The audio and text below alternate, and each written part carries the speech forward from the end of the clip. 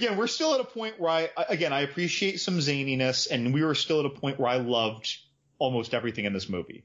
When that was happening, Justin Long's, huge reaction. But I mean, that's what you would, I can imagine this hysteria. There's no rationality. It's like, don't tell me a spider did this. No, your leg is gone. You are in a full-on potential panic. Yeah. The spider? Like, he's just freaking out. He's like spitting up on himself. A spider? Like, he's just going nuts. He was so good in that scene. Oh, geez. But like, I could, and I imagine there are a lot of people who are like, oh, that was just so overacted. It's like I don't necessarily agree with that. If I woke up missing a leg and then someone just comes along with a half-cocked smile, by the way. Mm-hmm. Right? Oh, there was you fell over and a little spider crawled out, and then I had to call the doctor, and of course I'm nuts right now. Like, I get it. The doctor's doing his rounds. Rounds? Right.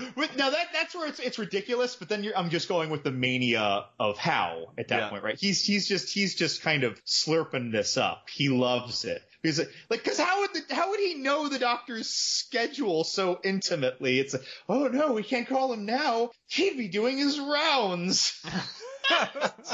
Like, it's down the fucking hall. Sorry, I'm swearing. Yeah. Like, it's down the hall. This is putting me into full tilt mania now. Yeah. But I love that though, right? Like, and he's like, I don't want to die in Canada. I don't want to die in Canada.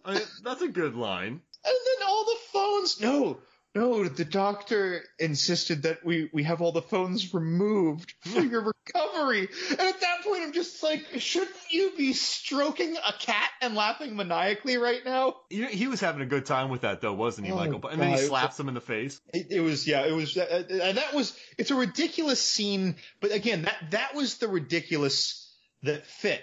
Because we know we're dealing with a psychopath, and now it is just starting to show. He has fully captured you, and now he can let out more of himself. Whereas before, it was just little bits like, oh, I'm a naughty boy. Like those little tidbits would slip out, right? Those slips. And now he's getting crazier. And then he gets Wallace into the full costume. It's weird. He sews his arms like a T-Rex. Like, that's a pretty good explanation. That's crazy. And then he gives him a mackerel. Yep. And Mr. Tusk starts eating. And that's a cool shot in the porthole, though. The way they frame that. I thought that was some good camera work. Mm-hmm. I don't know, man. This is, and then we get the fight scene, and we've talked about it. And then once he starts losing, he's like, I'm out of here. Yep. I'm just a naked guy on the run now. And then, I don't know, man. Like, I'm just happy to talk about. I just had to get a lot of this stuff off my chest because I would never recommend this movie to many people, so you don't get to talk about it much. Maybe Horror Hounds, I would recommend it to. There's so many times that I've said, it's almost become a generic statement at this point for us, right? It's like, you know what? Like, if you're an adventurous film goer, give it a try. But when I say that for this, I really mean it. Like, if you're like, I'd say that almost in the same sense. Like, I would tell someone, if you're adventurous, try the Human Centipede. It's now, you want to see something very cavalier. Someone asked, would you rather be in the Human Centipede or in the walrus costume? Walrus costume. Yeah. I don't even need to think about that. Some people be like, well, hold on. Am I in the front of the Human Centipede? No, it doesn't matter. Because if someone's mouth is sewed to my butthole, life is so horrible. What if you know you're going to be rescued? Your body, you have no legs left. You say that, but don't forget, in the Human Centipede, he did permanent damage to the tendons in their knees. Oh, yeah, you're right. Elbow. Yeah. So he perhaps permanently hobbled them. Yeah. You might be every bit as overall functional, missing both of your lower legs after your arms are recovered. But again, they're both horrible fates. But when I just think the moral response to the term ass to mouth. Yeah. There's something about, like, you can never look at your co-victim again in the eye. Yeah. And I guess you don't ever have, if you're a walrus, you don't have to eat poop. Right. I mean, raw fish, Tom Hanks, Castaway, it's like, I get it, dude. You ate some raw fish before you made fire. I understand. Could Wallace have ever swam as the walrus? I don't think so. I don't think that would have worked. And here's the other thing. Were he to succeed, he would rip those stitches in his arms so badly he'd bleed to death. Yeah. So and then the pain would keep him from functioning anyway. Right? So he just made him to kind of kill him. I think so. Like, I don't think that could have possibly worked. And also, you think of swimming in clothes, now make it worse, right? Because it's this big, heavy cask that you can move around inside of. But, like, even if he got his arms free, think about swimming in clothes and how that's harder. Now imagine this big, heavy cask of a walrus suit. You can move around a lot in there. Just inside there. I think that's just a drowning machine. Yeah, it's definitely a drowning machine. He was sitting there for 3 hours at a time. And when he got out, he said he was so sweaty and juicy that he felt bad for whoever taking him out. Because he's like, the musk would hit this person, their face. He's like, even when they tried to be poker face, they couldn't. They'd just be like, ugh. He said he had some weird juices going on in that thing. Can you imagine, like you're just some, underpaid PA helping him out of there, and Justin's like, oh, sorry. He's like, no, sir, it's nothing. And then they're trying to help him out, and he's so slippery that it's like trying to pick up an eel out of the water. Oh man. So all right, how long had it take to capture and kill those 3 people that are in his tank?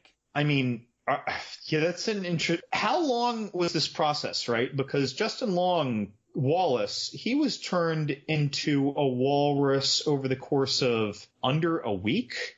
Yeah, that sounds about right, because they got worried about him for a few days, and then they went after him. Because, night 1, he loses a leg. A day later, his arms or the next day, his arms, I believe, are being sewn in. Whether or not it's still day 2 or day 3, the other leg is going to be removed, and the tusks are being implanted. And after a couple days of no contact, I think it was 2 days, I don't remember in the movie, I think it was 2 days after he was basically taken that they were up there looking for him. Right. Yeah. I mean, this was days. This was a fast time frame. But then the recruitment process of victims, that's where the time is, right? I mean, is he sitting around for months? Does he have postings like this in 100 different places? Wallace had to drive 4 hours to get there. So, are there hundreds of these things out there so that he gets one phone call a month, and then out of those 1 phone calls a month, maybe 1 every 6 people actually shows up to the house, and maybe only 1 in 2 of those people gets captured. Again, I need the anthology to tell me how this works. Mark, are you going to write fan fiction about Tusk? Well, I want this True Detective. I think True Detective season 4 should be about the journey. But that could be one of the stories. You could actually publish a book called 61 Stories About Tusk. I don't know why 61 is. I was trying to think of a number that made sense, but it wouldn't be 2 for the Tusks. I don't know. 25 stories for 25 feet of walrus. I don't know. You could do that. You could be the guy. You know what? No one will ever do it. I got the market cornered. You could be the guy. I'd read it. I'd buy it. That's 1 copy sold. All right. So after I self-publish, I'll just need to sell about 5,000 more. 4,999 more. Yeah, you're right. See, you got to think big picture. I'm already helping. All right. I mean, I sold 1 copy. Yeah. I won't be in that great. Put it out on Reddit. I mean, we got the chapters. We want to see it. Any final thoughts about this movie before we get out of here? Again, I did not love this movie, but I love that this movie was made. It's hard for me to recommend this movie, but I still want to find people to recommend it to, whether or not I think they'll truly like it. I think most real adventurous film people who like different stuff, I think they're going to like that they saw it even if they didn't like it. I love it. Watch it. And Mark loves it. Send me ideas for the 25 for 25. Oh, man, that's a good idea. Hey, before we get out of here, think you could recreate the Sylvester Stallone French-Canadian accent?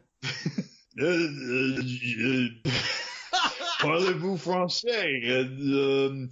Je m'appelle cheesesteak. That was awesome. So for me, Mark Hoffmeyer, and for John, Mad Dog Lovingood, this is Movies, Films, and Flicks. We'll see you next week.